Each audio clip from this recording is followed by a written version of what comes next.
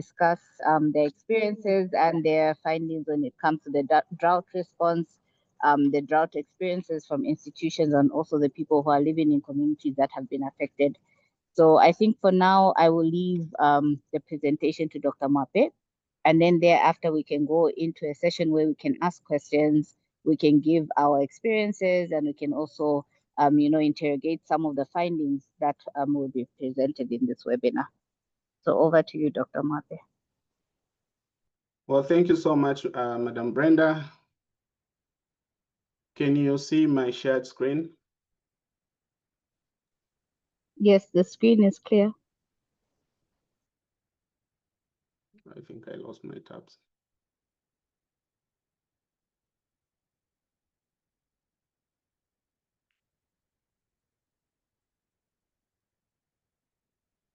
Sorry, I'm missing something here.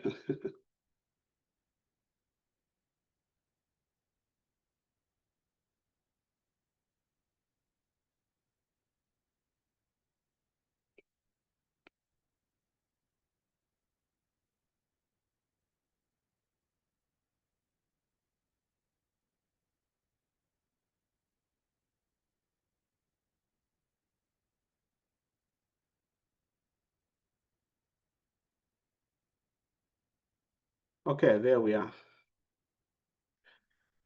Sorry about that. I have multiple screens with me, so I was trying to figure out where I'm projecting my slides. Again, I would just like to thank everyone for making time to be a part of this discussion.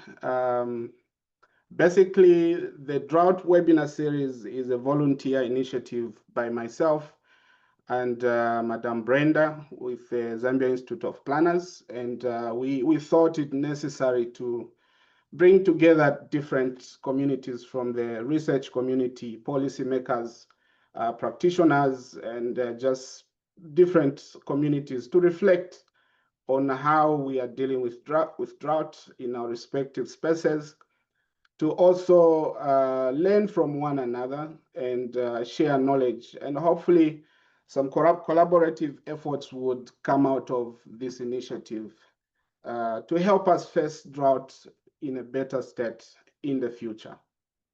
So our goal is simple. Our goal is to move from research to action by creating a space for knowledge exchange and collaborative problem solving. At this point, I would just like to recognize the presence of senior government officials. We are expecting permanent secretaries. We have 2 directors present from the Disaster Mitigation and Management Unit. We also have other senior government officials, such as regional coordinators from provinces and district officials, among other government officials. I would also like to recognize the presence of various NGOs that have been very instrumental in supporting our communities. When we did data collection for the study that I'm going to share with you, it was so heartwarming to see the presence of the non-government organizations helping communities deal and live through drought, especially in rural areas.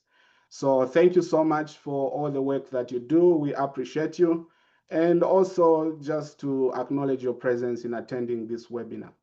Let me also thank everybody else that has found time to join the Zoom. I know Sunday is family time and people want to wind down and prepare for the incoming week, but you made time to be part of this. So thank you, thank you, thank you.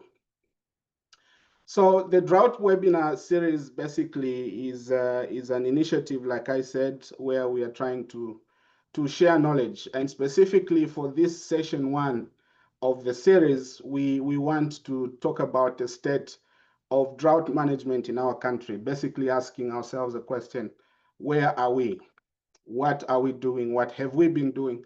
What lessons can we carry from the past to help us face drought in a better posture in the future? If we haven't met, my name is Dr. Andrew Mwape, and I'm a disaster risk management and climate resilience expert.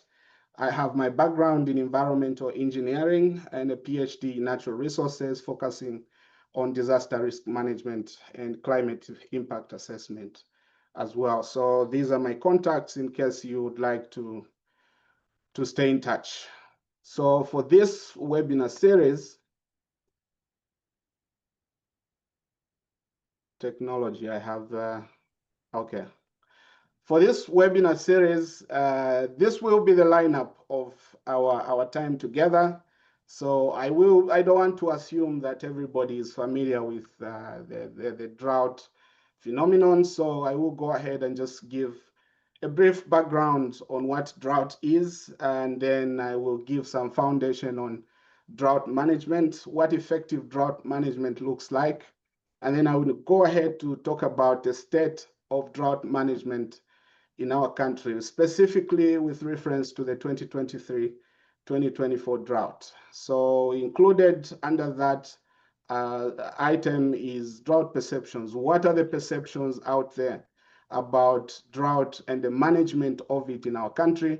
And then secondly, what is the state of drought management in Zambia? So please stay tight.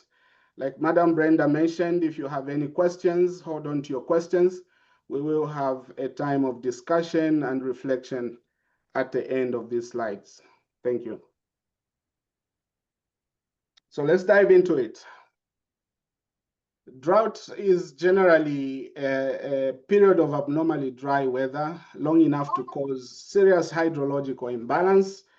And in the drought community, we say that the best definition of drought is that by the people themselves that are impacted by it. So on the right, you're looking at a figure of the drought types, including meteorological. This is just drought that is associated with precipitation deficits. In other words, rainfall deficits. Ecological, just drought that is associated with water deficits as far as ecosystems are concerned. Agricultural drought to do with prolonged deficits that affect agricultural productivity. Socioeconomic drought is basically water deficits that trickle down into the socioeconomic well-being of our country and communities. Hydrological drought is associated with water bodies, water levels in our surface water bodies such as rivers, lakes, and groundwater as well. And more recently, there's other types of droughts that have emerged, such as snow drought, which we may not be familiar with in our Zambian context, but also flash droughts, which is just a type of drought that evolves within less than 3 weeks. And also anthropogenic drought that is attributed to human activities. Drought, whatever type, whatever the form, causes serious, significant challenges to communities and natural ecosystems. And I'm sure we are here because we've, in one way or the other, have been affected by drought. And what makes drought unique is its complexity. For instance, with an earthquake, you can have a decent amount of idea of when the earthquake is going to start, where the earthquake exactly is going to happen, and who is going to be impacted. Now, the complexity of drought, such as not knowing when exactly it starts, because most droughts start gradual. You don't know when exactly it starts. The compounding effect of drought impacts. An example I can give is the power crisis that we're experiencing in our country. 2022, we had a drought, water levels went down, but it does not only take one rainfall season to replenish water bodies, right? So 2023, we also experienced a drought, water went further down, and we have other droughts that accumulate these impacts and compounding into even more serious challenges, and just the diversity of definitions that you have, that different people define drought differently. If you ask a farmer, they'll tell you drought to me means that my crops are not growing. If you ask someone running a butchery, they'll tell you that drought to me means that I'm not able to sell my merchandise because there's no electricity. So depending on who you ask, that will be their definition of drought. When you think about drought, you are either thinking of it as a hazard, or you're thinking of it as a disaster, or you're thinking of it as both. So a drought hazard basically is the potential to cause significant damage, of course, related to water deficits. A drought disaster is actualized potential. So any climate that depends on rain or water in one way or the other has the potential to be impacted by water deficits. So drought hazards are endemic to any climate, almost any climate on Earth. So it's not a matter of, when drought happens. It's a matter of, it's not a matter of if drought happens. It's a matter of when drought happens. So here I'm saying that effective drought management policies or strategies must address both the hazards and disasters. I will explain more on that in just a minute here. This figure just helps us to understand that concept further, that knowing we have drought as a hazard in our country, in our community, understanding our exposure to the hazard and understanding our vulnerabilities as a country is critical to ensuring that we have effective management practices. So these factors, if you have a hazard, which we've said Zambia is, characteristic of drought, if we have exposure, if we are exposed, our sector, such as the energy sector, as of last year, over 80% of our country dependent on hydropower. So any disturbance to our water system affects our electricity systems, our energy systems, and so our sectors are affected, our livelihoods are affected. So we have the hazard, we have the exposure. So what we are saying here is effective disaster management ensures that we also understand our vulnerabilities. What communities are most vulnerable in our country? What sectors are most vulnerable in our country? How does drought affect us in our communities? All right. Drought Yeah. management can be thought of in two types. National NGO, financial NGO platform is sharing I don't know, say research that he did. This Kindly mute Dr. yourself, Kelvin. Kelvin Welesani, kindly mute yourself. Thank you so Noted. much. Thank you. No worries. Apologies. Okay. So drought management can be thought of in two types. The first type is the crisis or reactive approach. And the second type is the risk management. Remember that figure I shared on hazard versus disaster? So think of that in this sense now.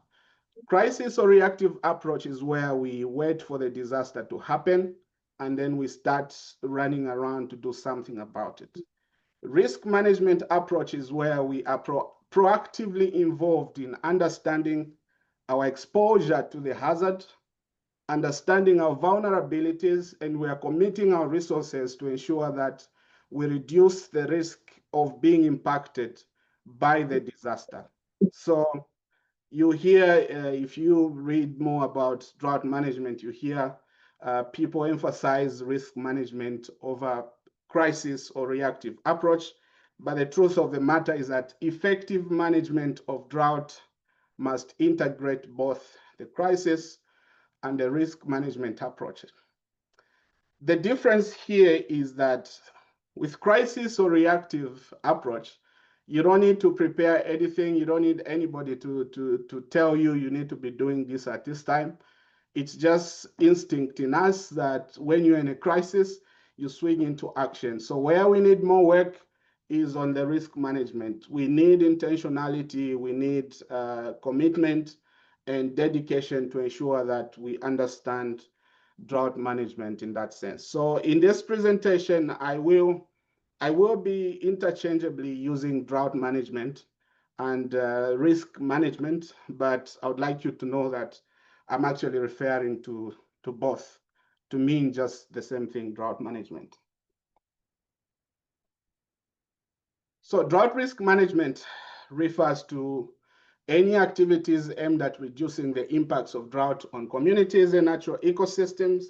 Examples of such activities include understanding our vulnerabilities, ensuring that we have an idea of the impacts that we expect from the disaster, having effective and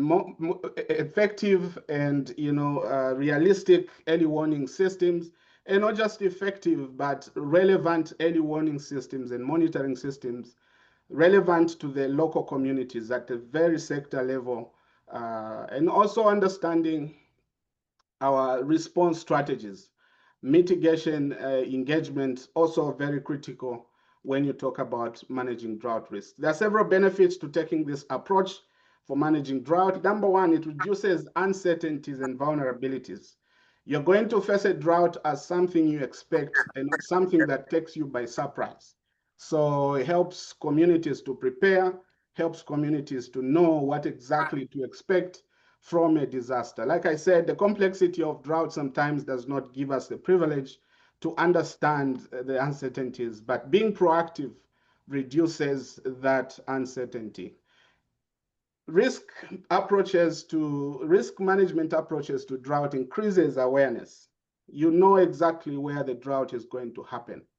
When the disaster happens, you are not just distributing relief or sending, NGOs to communities based on your reactive information, but you actually have the understanding and awareness of where you expect impacts to be more, so that you focus your energy and resources on such areas and communities. Increases collaboration.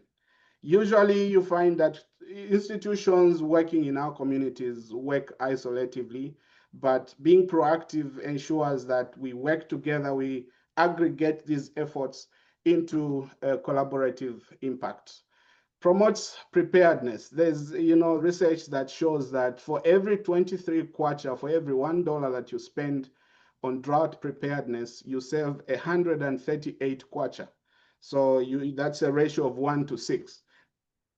There's so many benefits that we can talk about for taking this approach. Localized drought risk management is crucial for increasing the success of our management approaches and drought policies. So this is what effective drought management looks like. Successful drought policy will have three, you can think of it as a three-legged stool.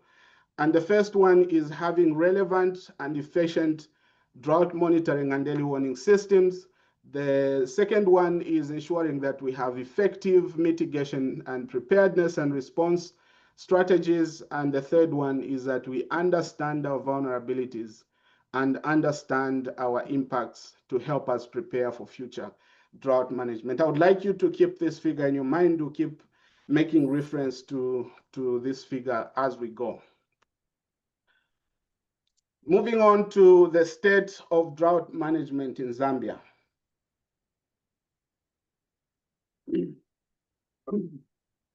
This section is based on a study that we carried out to understand where are we with drought in our country.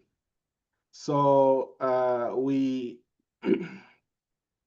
went through all the 10 provinces of our country and conducted interviews. I will get to the specifics of that, and came up with this study. And I thought it was necessary for us to start having conversations about some of the things that we found in this study. So have fun. If you're not very familiar about Zambia, I know there are people joining in from other countries on the call. Zambia is a landlocked country. It's based in the Southern Africa under the Köppen climate classification. We're a temperate climate with stretches of tropical, dry, and dry climates as well. We experience two main climate seasons, which is the rainy season that runs from October to April, and the dry season that runs from May to October as well. So on the bottom left, you have the location of Zambia on the SADC, in the SADC, and on the right, you have the map of Zambia. with various agroecological zones. The agroecological zones are basically divisions of our country based on the soil type and the amount of precipitation that we receive as a country. So the darker green here shows agroecological zone 3 that receives the most amount of precipitation. And then you have 1 and 2, which is Central Province and Western Province, and then part of Eastern Province as well. And then the bottom south receives the least amount of precipitation in our country. Zambia experiences droughts on a cycle of 4 years, so we actually have a decent, idea of when exactly drought happens. But in the recent few years, we have been experiencing severe episodes of drought that have devastated our country. And what you're looking at right now is just some pictures that we took during our data collection trip across the country. This picture was taken in Central Province, and this is the Kafue National Park. As you can see, there are fire ravaging, and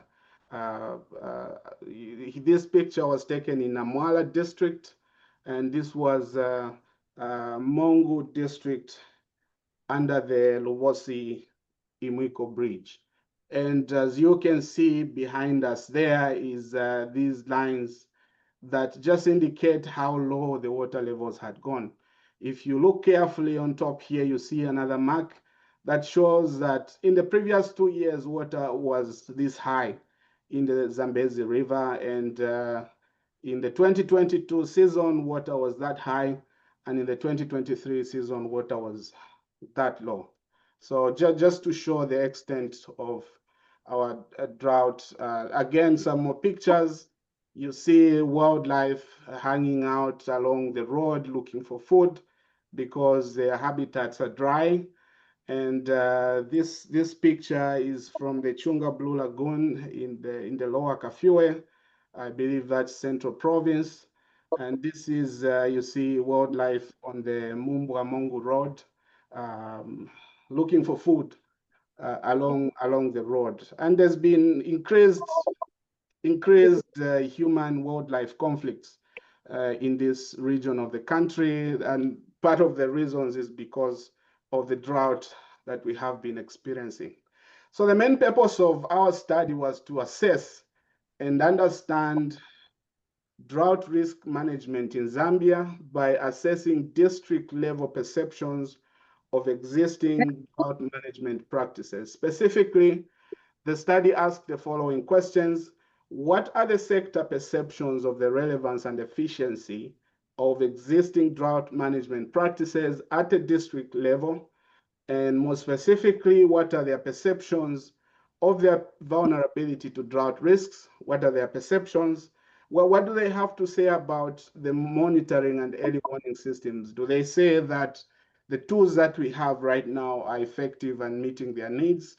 What are their perceptions of drought mitigation and response strategies? And we took a participatory participation approach by asking their participation in some of these elements of drought management. We also went on to ask, what is the rationale for the current state and perceptions of existing drought management at the district level in our country? Is drought management a priority for district managers in Zambia? Are districts equipped with the relevant expertise and resources for efficient drought management? Do existing drought management policies promote sector-based participation at a district level? And we took a participatory approach by asking them, what is your participation in early warning systems? Do you use any early warning systems? Are you monitoring drought? Are you participating in any mitigation practices? What about drought response? Are you part of any drought response practices? So we had two sets of interview questionnaires. One was administered to district officials, and the other was administered to sector representatives. We took the participatory approach because we believe that inclusive and participatory approaches acknowledge the fact that Contemporary governance requires the responsibility of solving society's problems, needs, and challenges in ways that should be shared between government and the public, so that it's not just a hand down of information from government to the public, but rather that public administrators are collaborative agents of a networked society. So the first one is drought perceptions, and this was our approach to drought perceptions. We define perceptions as a range of judgments, beliefs, attitudes, which are important for how people define, understand, and relate with drought. According to Taylor and others, perceptions are shaped by 4 elements. Experience. Did people experience drought? Do they attest to being impacted by drought? Memory. What about that experience do they remember for drought? Because experience and their memory of drought will then tell us about how they define drought. And then expectations. What knowledge do they have about drought that will fuel their expectation? Because expectations is the fuel that will fuel their participation in mitigation programs. You can go to a forest-dependent community and tell them to stop cutting down trees, minimize deforestation, but if the expectation of our future climate situation does not align with yours and what reality is, then it will be a hard time for you to get them to be on the level that you are. So these 4 elements were very critical in helping us understand the perceptions of people in our country. I like this figure because it gives a depiction of what perception exactly is. So on the left, you may have government saying, well, we see that this district is not in drought. But then when you go to the people that are on the ground, do they actually say that they're not being impacted by drought? And so drought is a matter of perception. And what I'm saying here is we don't need perceptions to be exactly the same, but what we need is to consolidate the various perceptions that are existing at the national level, at the provincial level, at the district level, at the sector level, and even more a family level to come up with effective and efficient drought management practices. So for our data collection, I did mention that we used interview methods. We used semi-structured interviews to identify district officers. We used purposive sampling, which means that we knew who we wanted to talk to exactly. And with the help of officials from the Zambia Meteorological Department, I would ask participants to kindly mute yourselves. I'm getting interference that may deter others from participating. Thank you so much. So we purposively identified district officers in the sense that we worked very closely with the Zambia Meteorological Department to help us identify districts that are experiencing drought, and also identify district officials, district ministries in the districts that we are particularly working on water resource management issues, on socio-economic issues, and also planning of the districts. So we went through all the 10 provinces with 31 districts in total, and we did a minimum of 3 districts per province. We sampled a total of 67 district officers and 86 sector representatives. We also wanted to understand, because when we talked with district officers, they made several reference to national institutions that they were working with. So we did reach out on the secondary data phase. We conducted unstructured interviews with organizations and institutions that were referenced to in our primary interviews. And we also went on to do, Zambia has now transitioned from print media. Everybody has a smartphone, at least in the urban areas. And we wanted to understand what is the media focus for drought reporting in Zambia. So we did social media searches with reference to before the 2023 drought. What was the focus of media houses for drought reporting, and also during the 2023-2024 drought, what was the focus of media houses for drought reporting as well. So this is just a map of Zambia showing the various locations that we went to, and this is showing the categories of district officers that we interviewed. So we had agricultural and camp officers at the more community level. We had disaster management and mitigation officers at the district level. We had planning officials, water development, environmental, rural development, and forestry department as well. This is the officers, the sector representatives that were included in this study. We had from the agricultural sector, including crop farmers and livestock farmers as the biggest sample. We had small and medium enterprises. Usually in drought research, small and medium enterprises is not included, but I think for our economy in Zambia, this is a very critical sector that we barely pay attention to. And this includes small business owners, corner shop owners that depend on things like electricity. What are their perceptions about drought management in Zambia? And then we also included water supply, traditional establishments, that's headman, forestry, the health sector, mining, tourism and recreation, and the aviation sector as well. For the analysis, we use, these are the methods we used. If you have any questions about this, I'll be glad to come back to this. And again, to measure what an effective drought management policy is, we use the integrated drought management program model, which I earlier mentioned too. Do we have effective monitoring and early warning systems? Are people participating in these various aspects of drought management? I must acknowledge that although the study provides meaningful insights and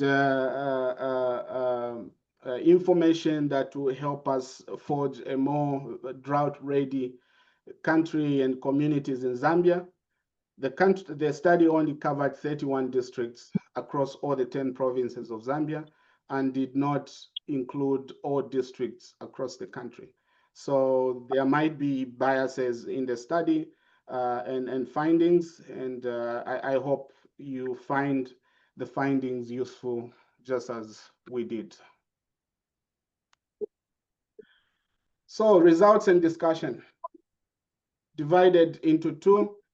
Perceptions, drought perceptions in Zambia, and the second one is the state of drought management in Zambia. Number one, perceptions.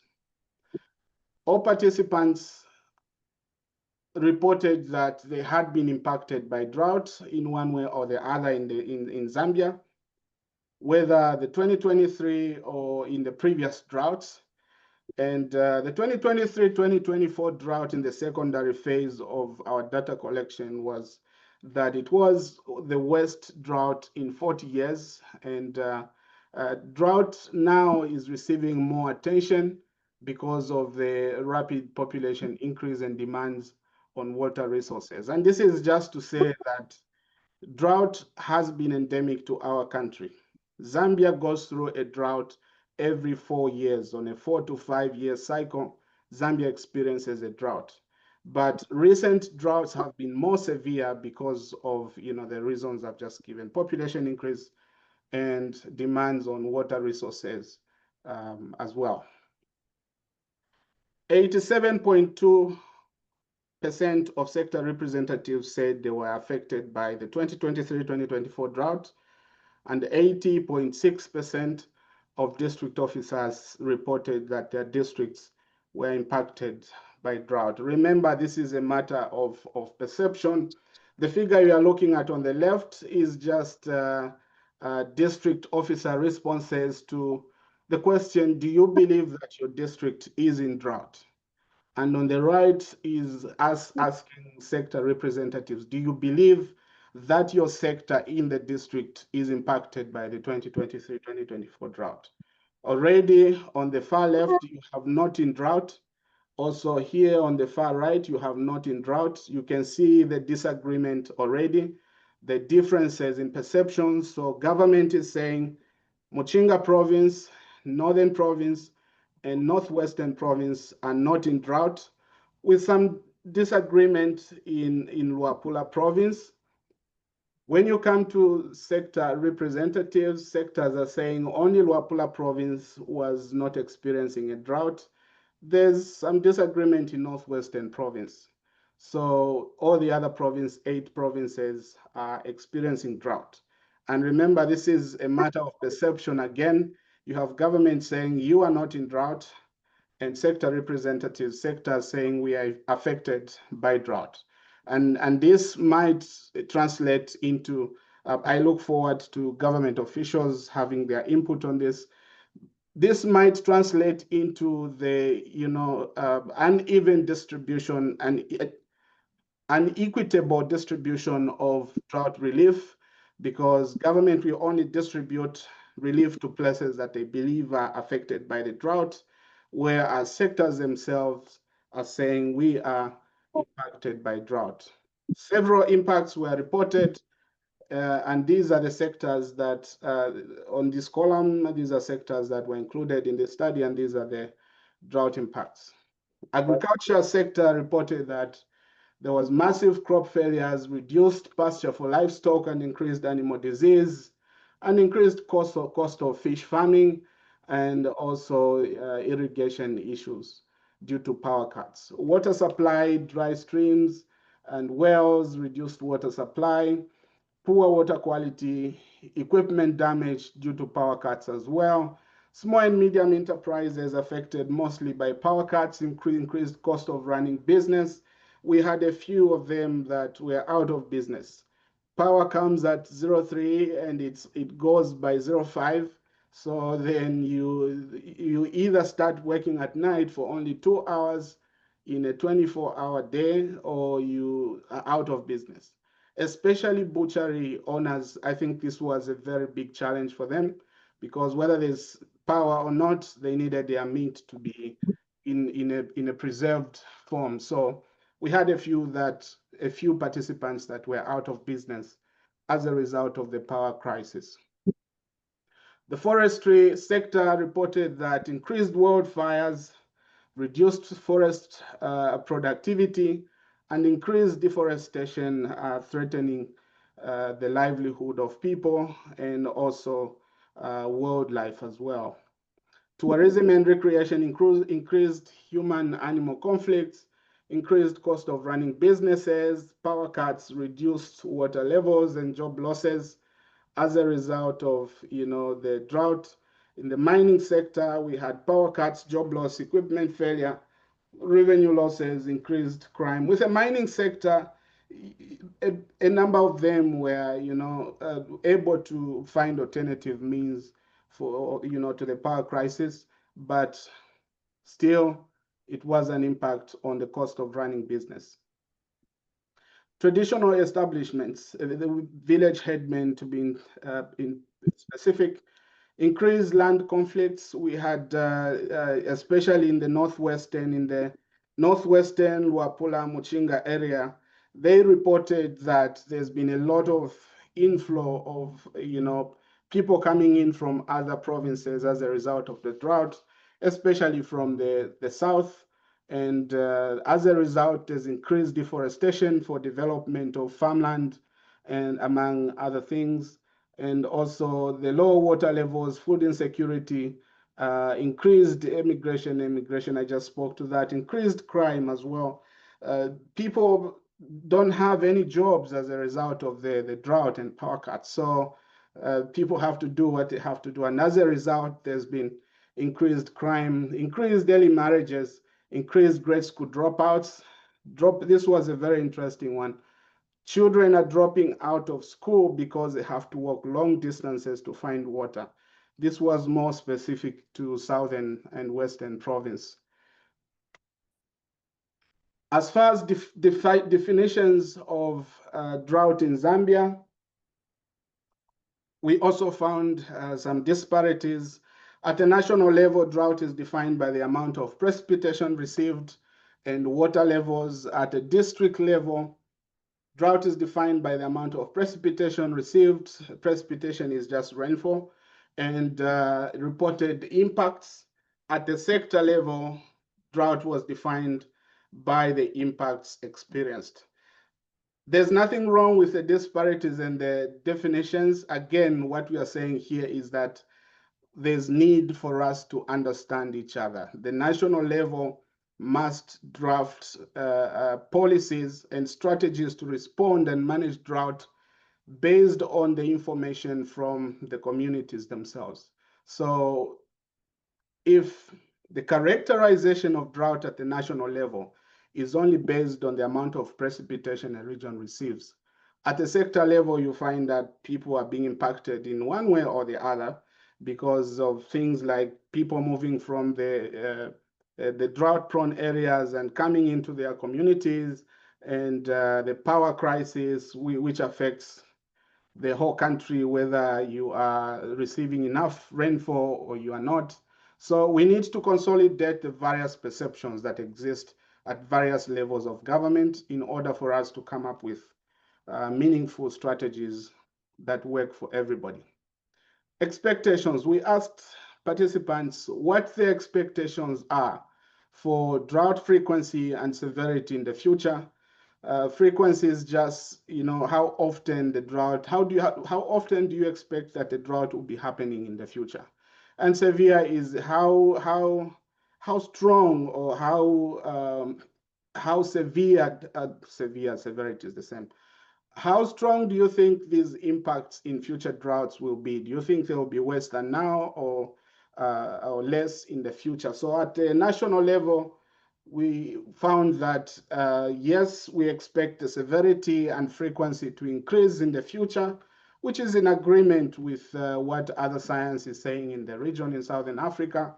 At the district level, we found that 77% of participants said yes, they expect frequency to increase, and about 23% we are not sure of what the future of this drought holds for their districts.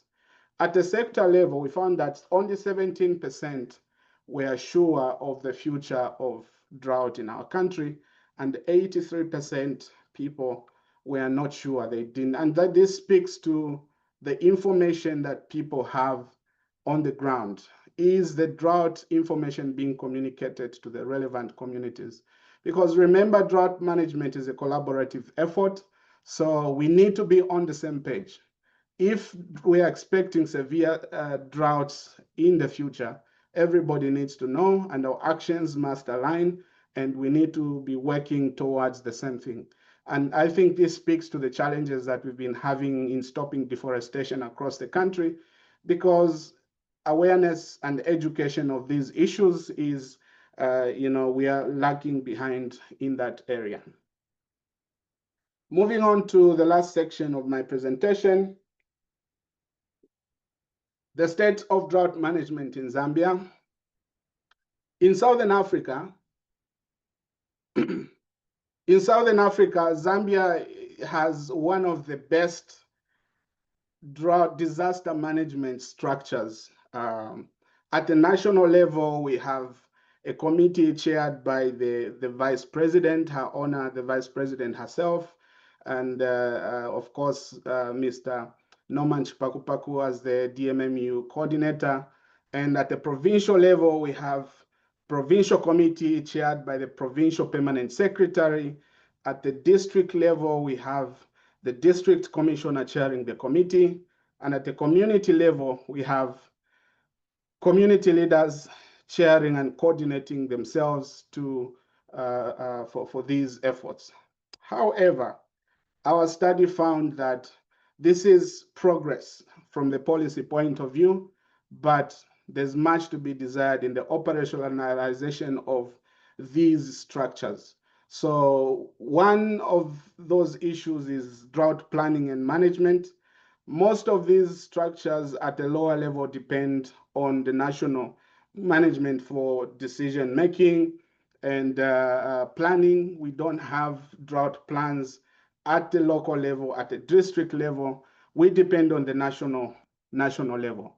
So it's left to the prerogative of the district officer to determine whether they should develop a drought response plan. Otherwise, the district goes with the reactive or crisis, or they wait for the disaster to happen, and then we go back to the cycle of dealing with drought. We asked participants whether they were using any early warning systems. Remember, we had two sets of interviews, one with district officials, that's the figure on the left, and on the right is sector representatives. So 34% of district officials said they were using some form of early warning systems, citing the ZMD, the Zambia Meteorological Department forecast, weather forecasts, and seasonal forecasts as well. We also had some making reference to water supply companies that use water levels to help them monitor drought. And on the sector level, we had only 29% of participants reporting that they were using some form of early warning to help them know that they are going to experience a drought, and when the drought happens, to help them monitor how the drought was progressing. And a large amount of that was water supply companies who use water levels in their reservoirs to understand last month our water level was here, this month our water level is here, so we expect next month water to be in that level. And very interestingly, we came across several, local knowledge. Before all the science and the technology, our forefathers had a way of telling when drought was going to happen. And some of this knowledge remains underutilized and not understood by those of us modern scientists. So some of this knowledge that we found, which constituted 15% of the 29%, included spiritual revelations, especially in customary establishments. You have an advisor to a chief, depending on spiritual revelations, to tell them whether there's going to be productivity and enough rainfall for the incoming rain season. More mosquitoes in the pre-rainy season means that we are going to experience less rainfall. Spiritual revelations, these initials just indicate province where this was reported. So this was in Western Province. More mosquitoes in the pre-rainy season before the rain happens indicates that there's going to be more severe, less rain and more severe drought. This was reported in Western Province and Central Province. More female human babies born before a rainy season in the village, means that we are going to have more rain. And this is based on the principle that female children represent productivity and growth in the village. So if you have more female children born in that season, then you expect there to be more rain.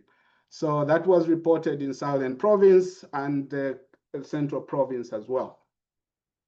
More wild fruits in the pre-rainy season means that there's going to be rain and more severe, less rain and more severe drought. This was reported in several provinces, including Luapula Province, Muchinga Province, Northern Province, Northwestern Province, Central Province, Copperbelt Province, and in Southern Province as well.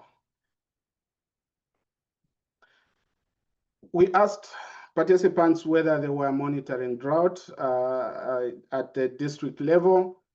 Only 4% were actively, and this was to do with a more systematic and not necessarily listening from the news or observing from social media.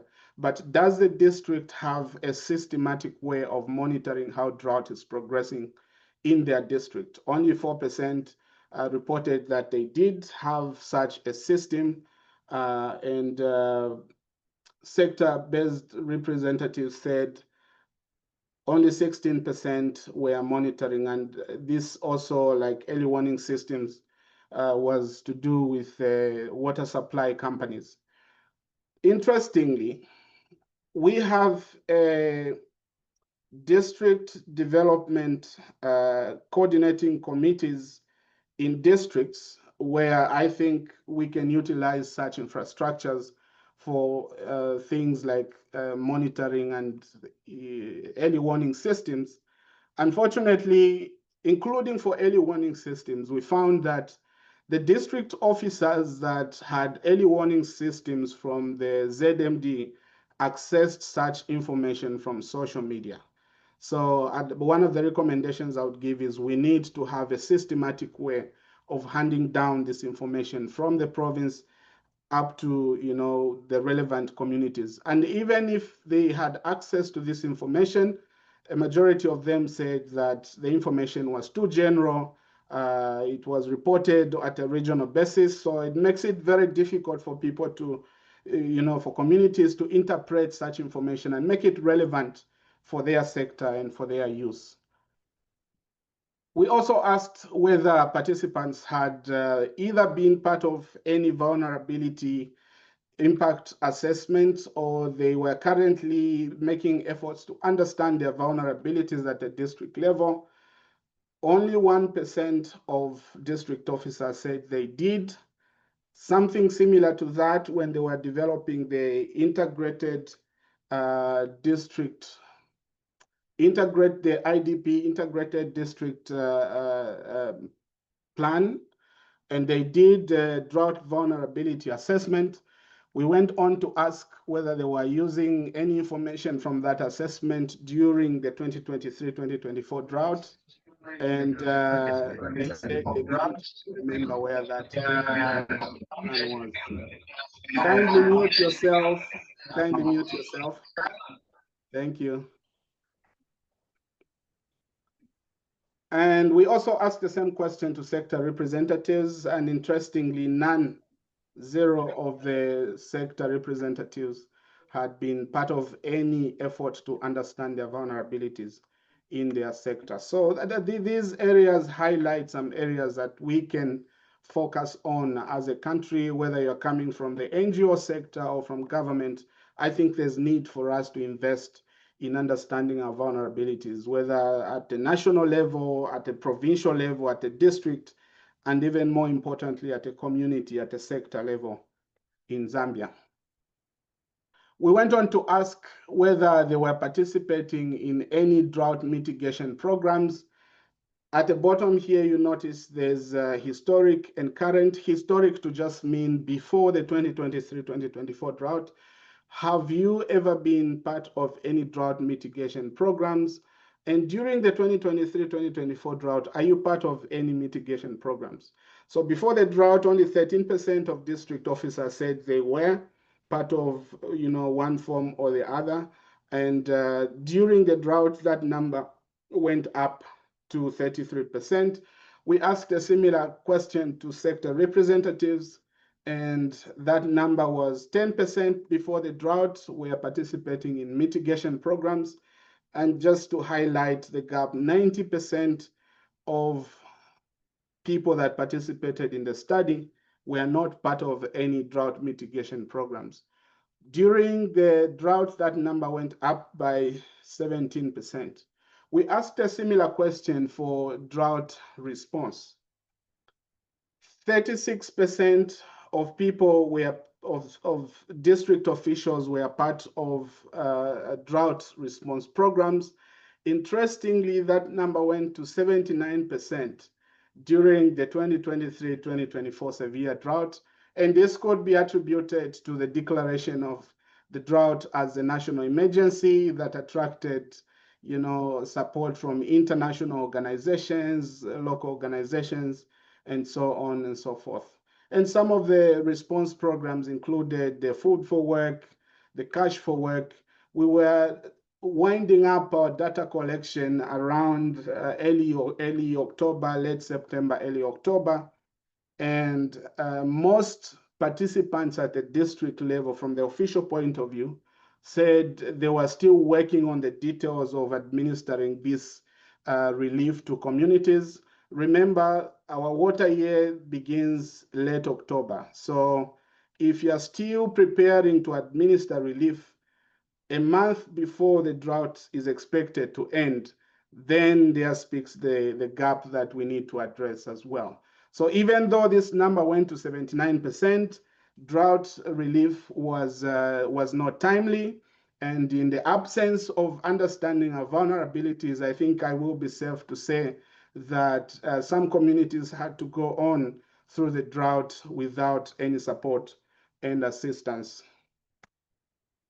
We asked the same question to sector-based response participants, 20% before the drought, and that number went to 51% before the drought. And that 51%, we also included information on community participants that were coming from community disaster management committees that were part of the deliberations to start administering the drought relief programs that were available from government, either government or NGOs.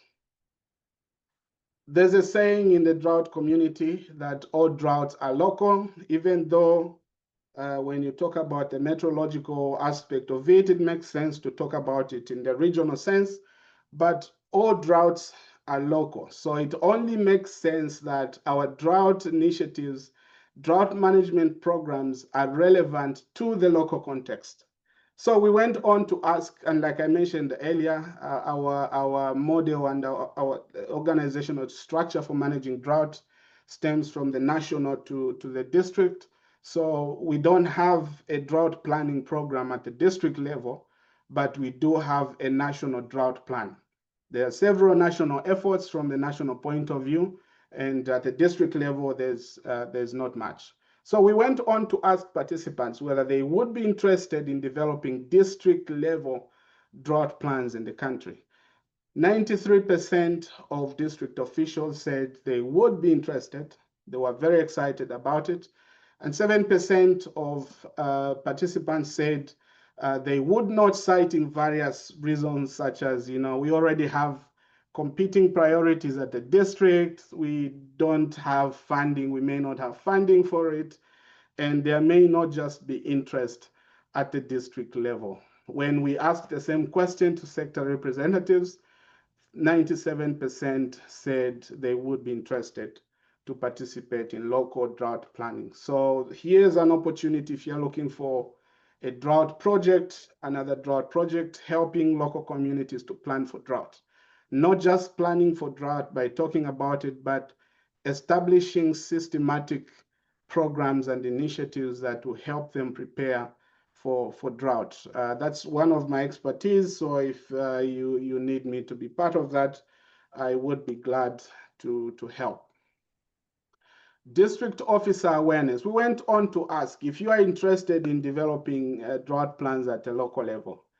Do you know where you can get the expertise and the resources that you need to put together a drought plan? 76% said, of the district officers said they did not know where they can get this funding. 13% said they did know where they can get this funding, citing the CDF facility or a statutory instrument that would instruct district governments to develop drought plans, individual standalone drought plans. And 11% said they might have an idea of where they can get that funding. Again, this is another gap that I think needs to be addressed, ensuring that we have relevant information of where people can find resources to help them plan and navigate the drought situation. It may not necessarily be government, but there are several other international organizations that local governments can apply for grants and apply for, expert assistance and things like that. So I did mention we also did a media search just to understand what the media focus of drought reporting is in Zambia. So we looked at several media houses in our country, including Prime TV, the Mass newspaper, Movie TV, Zambia Reports, ZNBC, and the Zambia Meteorological Department. This one is not necessarily a media house, but a communication platform for government. And what we realized, all of them had national coverage, and this column just shows the following on these platforms. What we found out was that before the 2023-2024 drought, none of these platforms had a focus on helping communities to plan and prepare themselves for the drought. The Zambia Meteorological Department had, of course, published the seasonal and weekly forecasts. However, during the drought, we found that these platforms were very instrumental in helping the country to understand where the drought impacts are happening, in helping communities to know what others are doing to understand drought, and also helping government to disseminate information on what is happening around drought and the programs that are available to help them navigate. One important finding that wasn't in the scope of our study is the use of radio, especially in the power crisis situation that we found ourselves in. Radio was very instrumental in disseminating and communicating drought information. So I think there's need for us to invest in radio platforms, help radio stations to establish either solar units so that there's continued broadcasting in times of power outages and so on. And also just harness the potential of social media. As you can see, these are huge followings. We did this about a year ago. I'm sure by now all these numbers are in their millions. So this is a good platform that we can tap for drought communication and information during a crisis. We found that there are several institutions that are involved in helping communities navigate drought at the district level. There were NGOs, there were private companies through the social community assistance. There were government institutions, of course, customary establishments, and the media. One thing that we found that I think is a gap that we also need to address is coordination. Each one of these organizations are doing critical information that is relevant to helping Zambian communities. However, most of them are working in isolation. So you have NGOs in districts that are doing their own things, government is doing their own things, private companies, they're doing their own things, and everybody else is doing their own things. And this speaks down to understanding our vulnerabilities. If we have an understanding of vulnerabilities at the district level, then districts operating in their districts so that we are working towards one cause. If we are working on mitigation, that is the language that everybody is speaking. When there's a drought and there's response, that's the language that government is and everybody in the district is speaking. And when it comes to dispensation of drought relief, then we know and we have an understanding of what communities need support the most because we are working together. In conclusion, drought remains a significant threat to the well-being of communities and natural ecosystems in Zambia. Devastating impacts were reported through the study, as I've shared, across various sectors. Drought management is centralized. Local governments, local communities depend and determine the way forward when it comes to managing drought. Finally, drought management is reactive at the district level in our country.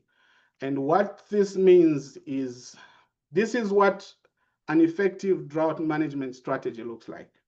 You have relevant early warning and monitoring systems. You have mitigation activities going on. You have preparedness and response. You understand your vulnerabilities and impacts and the way forward. What this conclusion from this study says is that our posture is mostly focusing on response. We are waiting for the disaster to happen and then we swing into action. Rather, what we need to do is to embrace all the pillars of drought management, which is develop inclusive, relevant, and effective monitoring and early warning systems, engage in mitigation, conserve water, protect forests, ensure a healthy rain system, rain patterns, prepare for drought. Let's plan for drought. Ensure that we have a plan to respond so that when a drought happens, we are not running. Nikwisokuli, Nikwisokuli. Everybody understands and we are moving on the same page. We understand our vulnerabilities and we are coordinated and are working together to deal with drought in the country. And what you're looking at right now is just a summary of the results that I have been sharing. So at the bottom, you have the various elements of drought management, including early warning, monitoring, vulnerability and impact assessment, mitigation and response. And then you have participant responses organized by sector and district officials, and you have participation on the y-axis. So this is a lot to look at for the first time, but I would like you to focus on the black bars. So you notice that the highest peak that we have on the black bars is on response, which tells us that our approach is mostly reactive. In a situation where we have a healthy drought management strategy, if we are to put a normalization line here, we should have a more something like a straight line. But in this case, we have, it goes like that and then it rises on response. The least, of course, is vulnerability and impact assessment, which I think is very critical for us to face drought in a better posture in the future. This state of drought management can be explained by several factors, and some of those in this study, and some of those is the disparities in experience. You have government saying this province, this district is not in drought, but when you go to sectors in that province, you have them saying we are being impacted by drought. Of course, everybody remembers that the drought happens, but the definition of drought also matters in how and the energy that people will have towards drought management activities. And of course, expectations. What is government expecting for future droughts? Are we expecting drought to be more severe? Are we expecting drought to be more frequent? Is that the same expectation that communities have? Is that the same expectation that if you walk into a government official at a district level, is that the same information that they'll have? So we need to find synergy and ensure that we understand each other's experiences in order for us to come up with effective drought management practices. There are several challenges that were reported from this study as far as managing drought is concerned at the district level. Limited expertise. We interviewed staff at the district level that were responsible for administering drought relief or responsible for any form of any element of drought management, and there was limited expertise. And if when we asked participants what are some of the challenges, a few of them said we need expertise. So there's need to capacitate district officials. Let's organize workshops at the district level to help prepare district officials to better administer water resources and prepare their communities for facing drought. Lack of coordination and communication, I already spoke to that one. One of the challenges that some NGOs reported were that it's more expensive to work with government officials than for us to just go straight to our communities. Because when you reach at a government official, at a government office, the first thing they'll be saying is to take us out of the station, you need to give us allowances and things like that. So we need to iron out some of those issues to ensure that we make it easy for everybody to be part of managing drought in the district. Limited budgetary allocations. districts have limited budgets for already existing, competing priorities. We are dealing with hunger issues. We are dealing with health and providing the basic needs for our communities. So we need to intentionally allocate budgets for drought. Like I mentioned earlier, our country is endemic to drought. Our country has the drought hazard. We expect drought. It's not like we don't know whether it will happen or it will not. The truth of the matter is drought will happen. And so if we know that drought will happen, I think it's only fair that we allocate funding for it. Let's allocate funding for preparedness, developing drought plans, mitigation activities, and just education and awareness as well. Lack of accurate and early warning systems. I spoke to this. We need to ensure that existing tools are relevant to local communities, and not only relevant, but that they also integrate indigenous knowledge. This study has reported several indigenous knowledge, local knowledge that people are using, but there's also other studies that have reviewed. I think there's more need to invest in understanding this knowledge even better to ensure that we have more community relevant early warning and monitoring tools. Red tape in government systems, we need to ensure that relief gets to people when they need it the most. And we cannot do that if we do not understand which communities are more vulnerable to drought. We cannot do that if we do not understand our exposure. Additional recommendations, again, all drought is local. So as we think about drought, let's think of drought as a local, a local disaster, local phenomenon. So additional recommendations: strengthen and localize early warning systems, institutionalize vulnerability and impact assessment by encouraging local planning, leverage community networks. Unlike other communities in our African and our Zambian communities, we are very communal. If you want to get to communities, just find who the community leaders are. Go to the headman, go to the church leader. And there are those existing community structures that we should utilize to ensure that we maximize our efforts in managing our resources for drought. Reduce bureaucratic bottlenecks in drought response. Invest in capacity building, very important. I know there are some students on the call. Invest in drought science. We need to understand drought. We need to have experts on the ground for drought. It's no longer just one of those topics that we think about, we look at and move on. We need to invest and build capacity. Capacity in existing organizational structures at the local level, but also invest in the future. Invest in indigenous knowledge integration, as I've spoken to that. Thank you so much for listening in. And I would just like to thank my champions for this study and all the grassroots data collection assistants.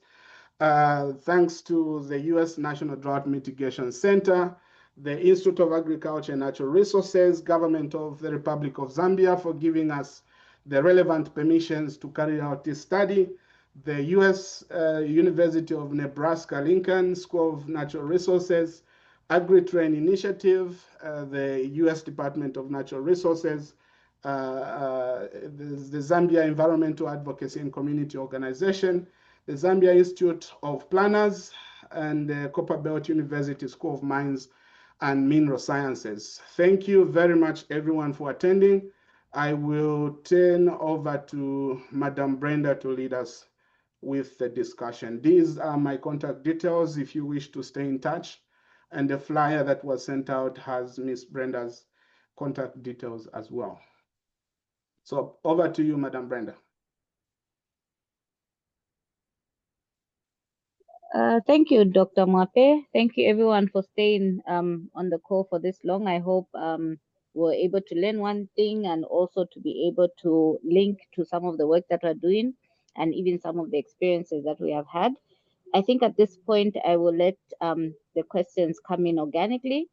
You can either unmute yourself and ask a question or make a contribution based on what you have experienced or what you have encountered in your line of work. Or if you have connectivity problems, you can type into the chat and I'll be able to read for you. Thank you very much, Madam Lunela. And just to thank you, Doc, for the wonderful presentation, Dr. Mwape. This is Ngandu from DMMU. Thank you, Director. Quite a lot of valuable insights coming out from the presentation and the study, especially at the community level.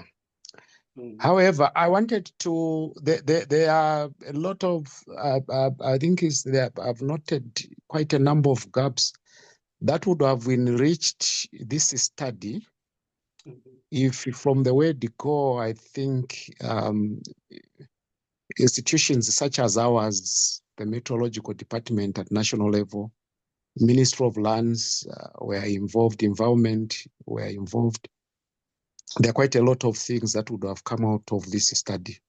First of all, I wanted to, when you talk about drought management in Zambia, as you have rightly indicated, I think we have like in the disaster management manual, we have the drought codes there.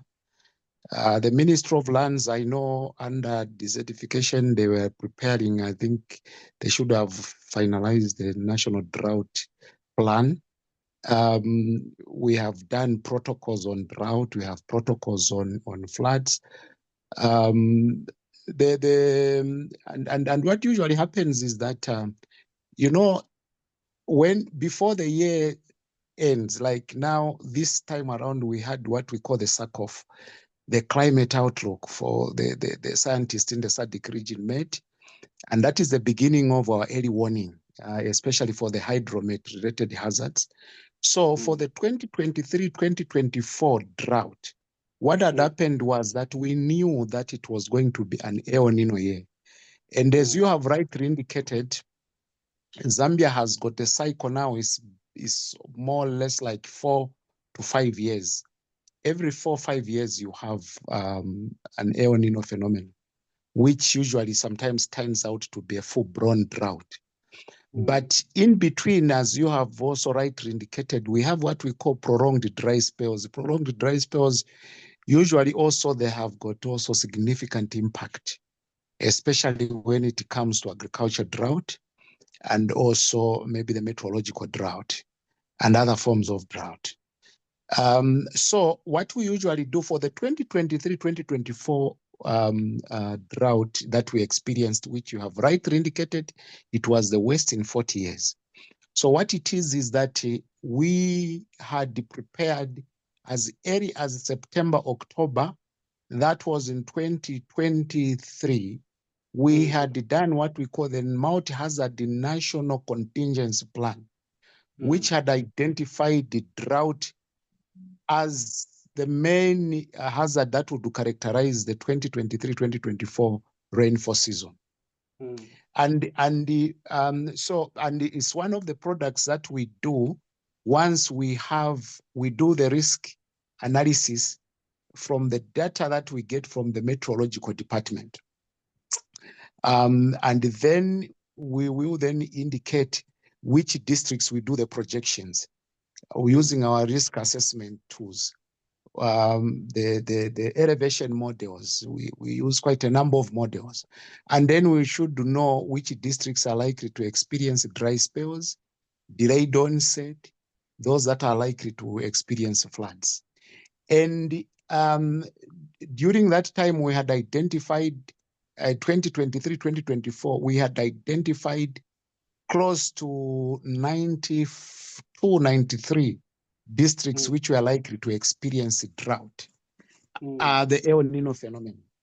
Mostly in the north, in Western Province, Southern Province, Central Province, Eastern Province, and part of Copper Belt, Northwestern, and so forth. Now, it turned out that we had, instead of 92, we had 84 districts that were affected by drought. So we have standardized methodologies in terms of doing the vulnerability assessments in the country, how we do the risk assessments, the exposure that you have talked about, the sensitivities. We have all these tools that we use in the entire SADC region.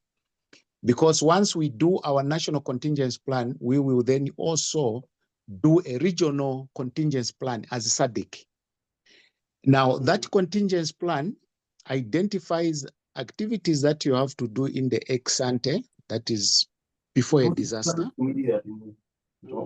and then what you are doing during a disaster and after a disaster. Okay, so we do that. But then after we did the rapid assessment, 84 districts were impacted by drought, and then we prepared immediately after the president launched declared the drought as a national disaster and emergency on February 29th. We had to prepare. One of the requirements is for you to have a drought response plan, okay, based on the contingency plan, because then the scenarios now change. You will find that now the parameters, they also change. And then now, based on that rapid assessment, then you prepare the drought response plan, which we prepared. And we were using, there are also standards that we use in humanitarian response, which are agreed upon by government and state and non-state actors. Government working with the UN system. So we have what we call the Inter-Agency Standing Committee, which uses the cluster system. And these are the cluster systems that we are using even for this drought response, about 14 sectors, if you like. And then even the coordination at national level, we were using, of course, the 5 Ws, where now, depending on the specialty of the NGOs, if those that are in water and sanitation, those that are in agriculture, food security, those that are in protection, those that are in energy, those that are in health, you cluster them, and then they will indicate that helps to do resource mapping, to know who does what, who is doing what, and where, to avoid double dipping and also duplication of efforts, and harmonize your response. And you are very right in this particular study that there is much that has to be done. While that was happening at national level, to a lesser extent at provincial level, there is much that we have to do at district level as well, and going down to the community level. And that is the main gap. And so that was the architecture for this drought response. So it was well coordinated at national level. We expected NGOs, as they go also to the districts, to have the same structures, except that I think there was a delay in terms of us ensuring that the same structures that existed at national level for drought response, they were also available at district level. And you are very right. I think there was that serious gap which we have to really work on. Now, we have also done what we call the after action review. Report, we have a report now reviewing how this drought went, what went on well, what did not go well. I would also recommend that maybe people get hold of that particular document, and then you see what various responders are saying. It harmonizes all the efforts, government and also non-state actors. In terms of understanding vulnerabilities, very true, and you are very right, spot on. The study is very right on that. We have also, as DMMU, what we call the community-based disaster risk management tools. We use the PRIA tools at the community level, where the communities are using the PRIA tools. You give space to communities to understand the hazards that they're exposed to at the community level, using the wide pair ranking and everything. Then they will identify those hazards that they're exposed to, the vulnerabilities at the community level, what is it that they can do, what early warning systems exist at community level, and also the indigenous part, which is another serious gap, because I think we have relied more on the scientific rather than ensuring that our forefathers have lived with these hazards for quite some time, and they are experts and they know what happens, and there are quite a lot that we have to do, and that's a very serious gap that we have also noticed in terms of the early warning systems. So spot on again on providing this space. DMMU has been spearheading that. We have developed manuals to help communities. That also connects us with the LAPs, what we call the local adaptation plans, except that I think it funds the trickling of resources to make sure that we build capacity at local level. And that is where those are some of the serious gaps that I think, as you have rightly noted. So we have all these manuals developed even for community at community level. We will be launching this month. We'll be launching the early warning for all, the first of its kind in Zambia. Yeah. It will be launched by our the Vice President, of course, working with UNDRR, the United Nations Disaster Risk Reduction. We'll be launching, I think, 25th to 26th. Yeah. So, but I want to really commend you for the study that has been done. But I think there are a lot of things that would have enriched the study.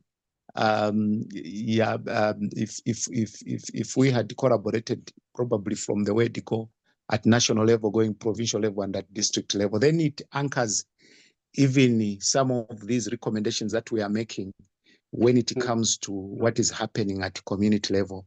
That is where a serious gap really does exist, as the study has rightly indicated. I think for now, I submit. Thank you. Thank you so much, Mr. Ngandu.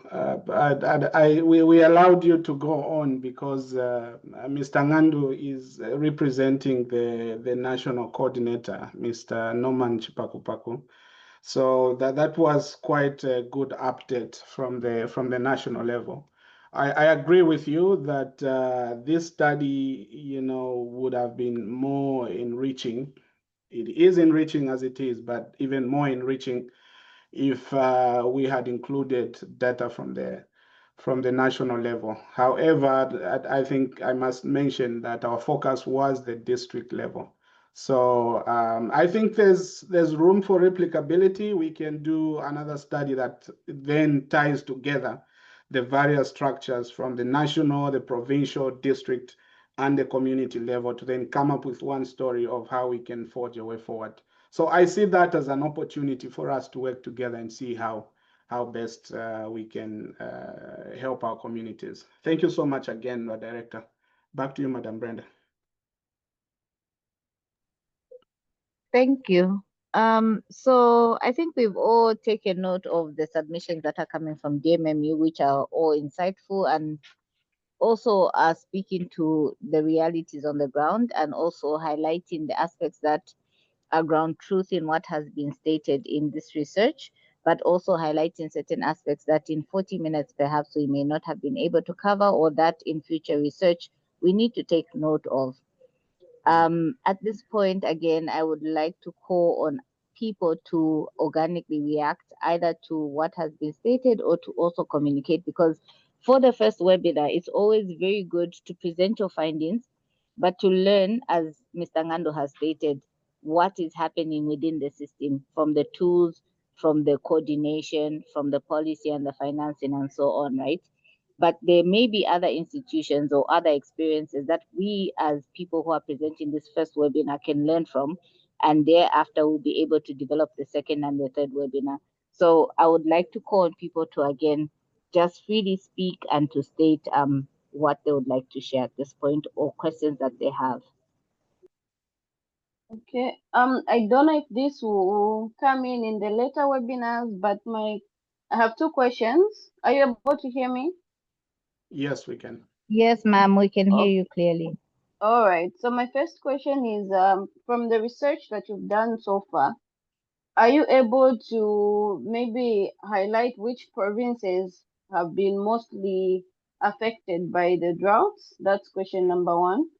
And then number two, are there any provinces that are actively doing something in order to build resilience against the impacts of the drought. Yeah, those two. Thank you. Yeah, can I go as well? Yes, I may. Okay, my name's, to start with, thank you very much, Dr. Andrew Mwape, for the excellent submission. My name's Happy Nyasulu, Business Development Manager from Programs Against Malnutrition. To start with, I'll take an advantage since we have Titus Ngandu on the call, maybe just to find out if the declaration of the national disaster by the president, whether it was lifted or if it's still in effect. That's the first thing, because the doc has talked a lot on us being reactive than being proactive. Could it be that because of that effect, that's what is causing that? A lot of positives from your submission. I like the fact that the inclusion of small and medium enterprises, it's not included. Very, very true. Even in our many submission and proposal developments, I think that's something which we have seen. That's one area I think where we haven't been doing well, and key institutions like the UN, they've been responding actually to that as a gap. So that is very good. And I've always said local is lacquer.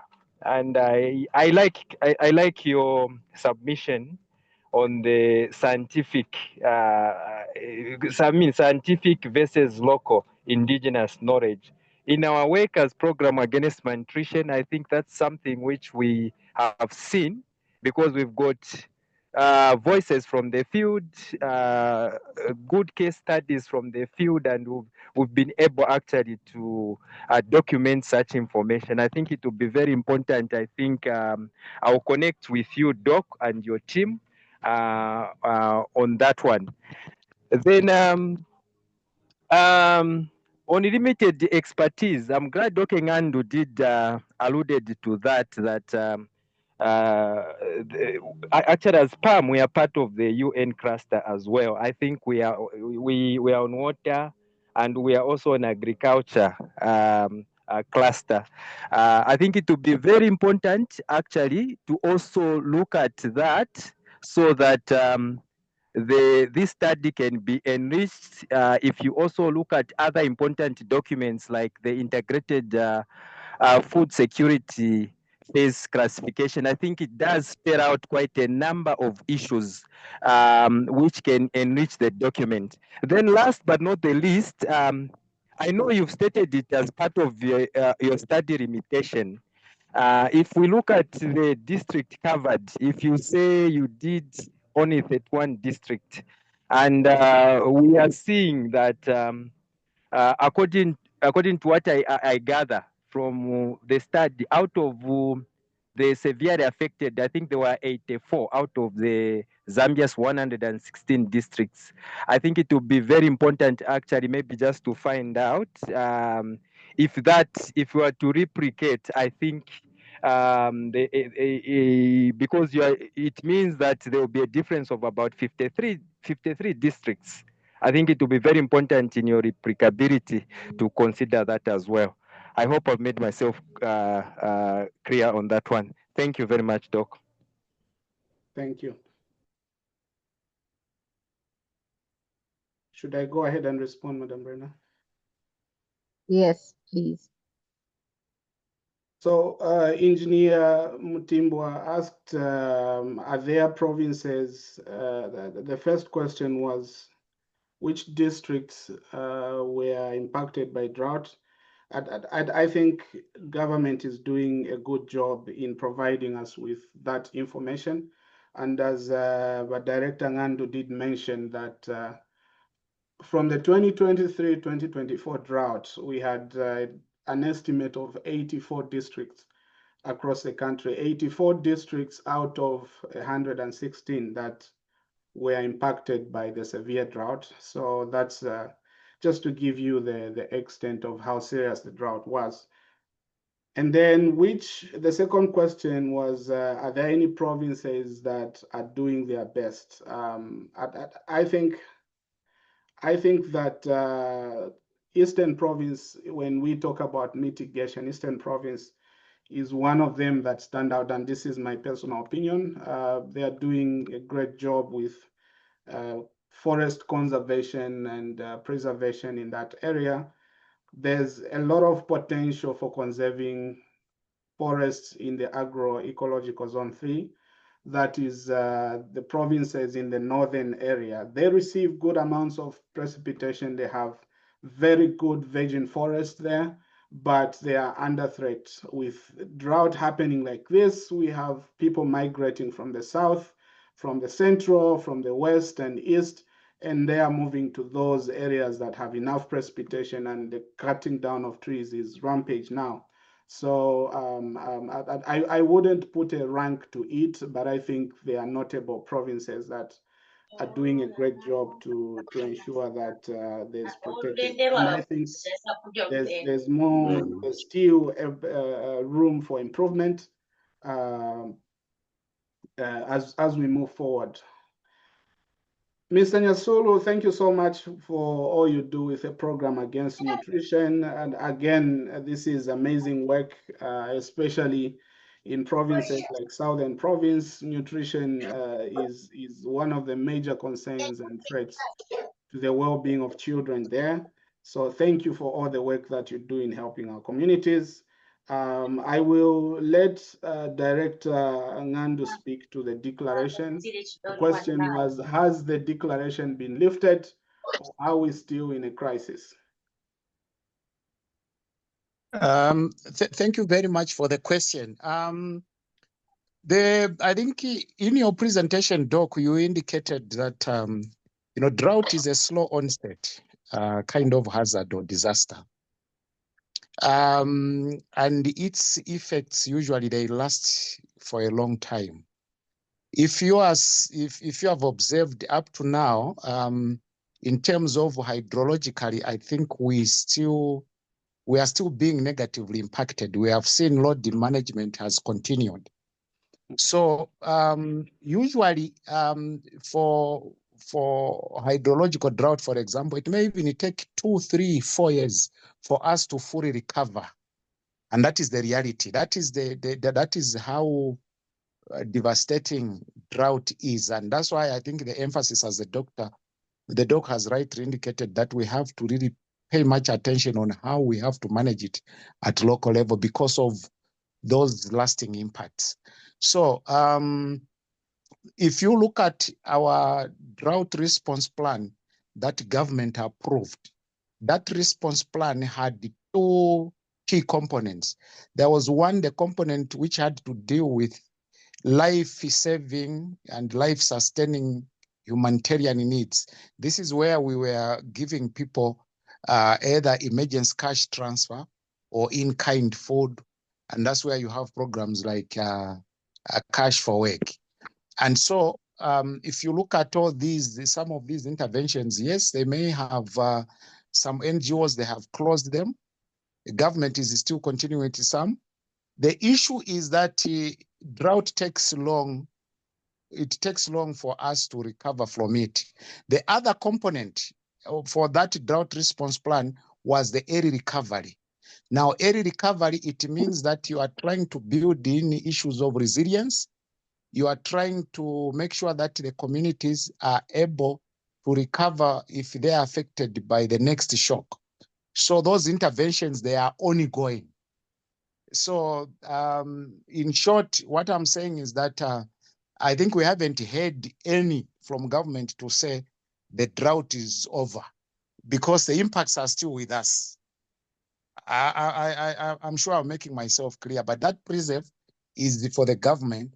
But from us, I think as far as we are concerned, there are a lot of programs that are still going on. It's still responding to this same drought. In the area of agriculture, to make the agriculture sector resilient. In the area of water, boreholes are still being drilled. There are still areas where water is still a very serious challenge. Go to Shangombo, go to Sioma. There are still a lot of challenges in Southern Province. But I think it will be in the public domain when government pronounces itself. But I haven't heard anything myself. But what I know is that there are still a lot of interventions which are still going on. Thank you, Director. And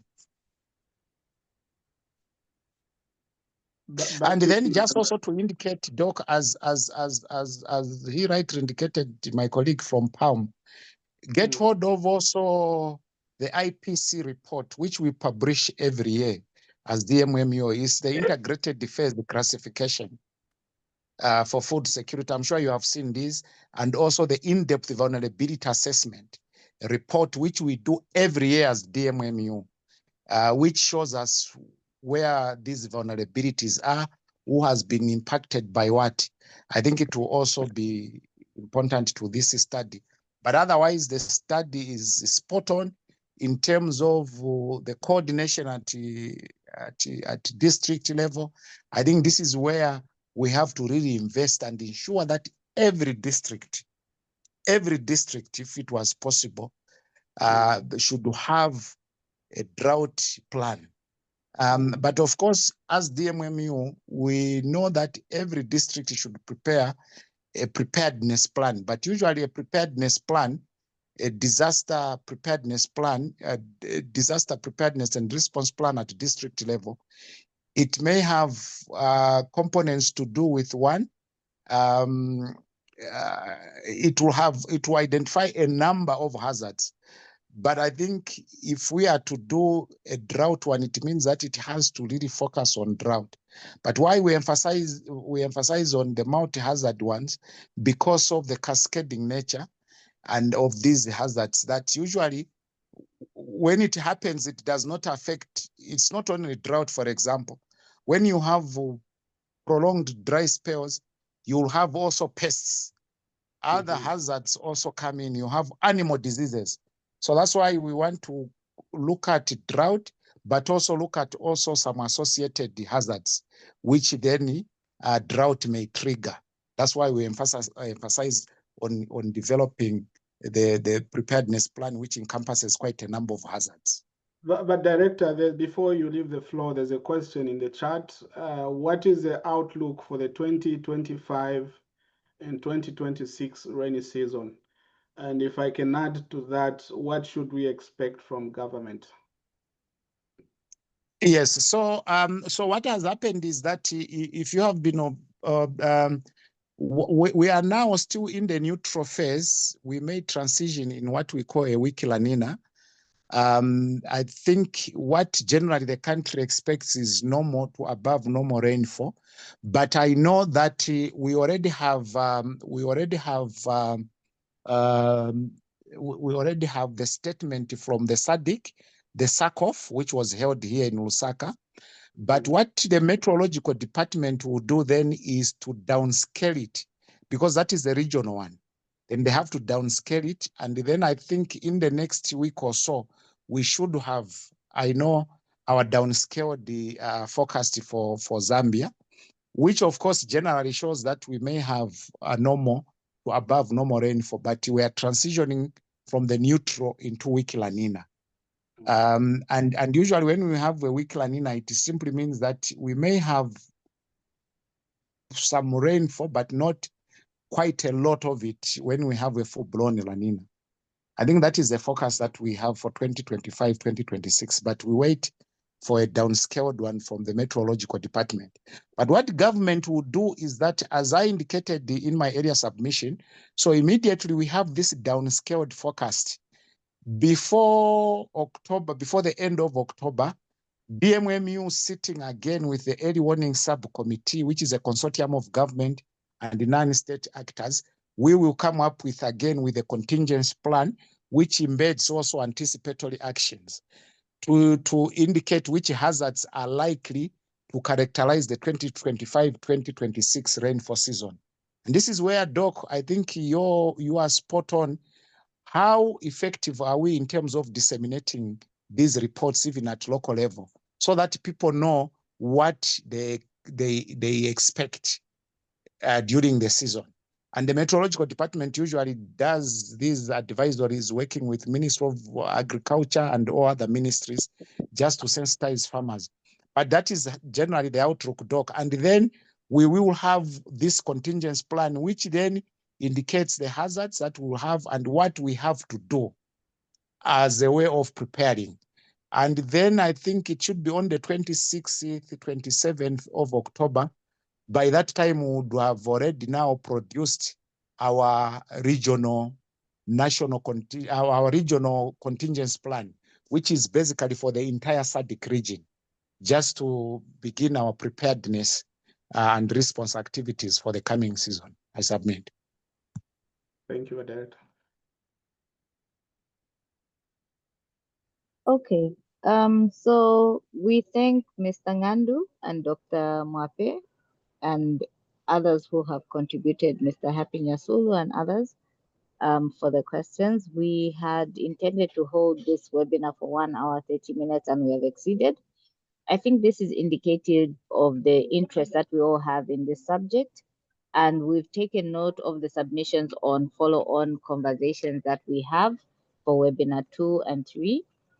But as Dr. Mwape has indicated, you can get in touch with him or with me to indicate your interest to either present or co-present with us on other subsequent topics that may have arisen of this webinar, other additional information that needs to be researched on and presented, or other experiences as an institution that you would like to share with us. So as of today, we had over 43 participants, but I know with each of our networks, if we circulate for webinar 2, we can increase the awareness and the learning that we can garner from these webinars. So feel free to reach out to me, Brenda Mwalukanga from Zambia Institute of Planners, or Dr. Andrew Mwape, who has also shared his contacts. Dr. Mwape, would you like to also give some closing remarks? Yeah, thank you, Madam Brenda. We had 42 here on Zoom, but I was just seeing our numbers on Facebook. We had over 200 viewers on Facebook. The only challenge with Facebook is interaction. We are unable to interact using Facebook. But if you wish to be part of these discussions, joining using the Zoom link helps a lot, because then we can interact like we have been in this call. Otherwise, I would like to thank every one of you for making the time and leaving your Sunday evenings, a relaxing evening, to be part of our call. I would like to give a special recognition again to our senior government officials, Director Ngandu from the Vice President's office, senior permanent secretary officers, and regional coordinators, provincial officers, and district officials as well.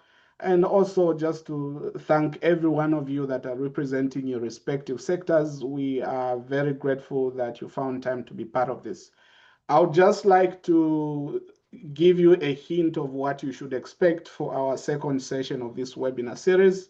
So in our second session of the webinar series, we are going to invite government officials, hopefully from DMMU and other aligned ministries such as Water Resource Management, WOMA, and other ministries.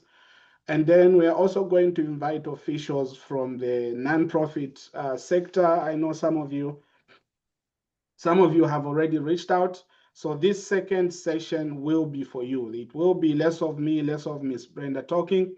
We want to put up a panel of people and representatives that will talk about what is government doing to prepare for the next drought, what resources are available from the government point of view, and then those coming from the NGO space also, to talk about what are NGOs doing with regards to drought in Zambia. What we are aiming for in this session is to help us identify each other. Like I said, coordination is a huge problem at the community, at the district level. So we hope these panel discussions will help us know who is who and who is working on what, so that if government needs collaboration from NGOs, they know where to find you. And if NGOs need assistance from government, they know which office to go to. So we will be reaching out to government officials. We will be reaching out to some of you NGOs as well. But if you believe you have something to share, something that you think will be beneficial on this webinar, we will be glad to hear from you. So again, thank you so much for making the time. We look forward to our next session. Please look out for the announcement. Thank you, everyone. You have a good evening and great week ahead. God bless. Thank you. Bye. Thank you. Bye. Thank you. Thank you. Bye-bye. Thank you to everyone. Have a good week ahead. Bye-bye.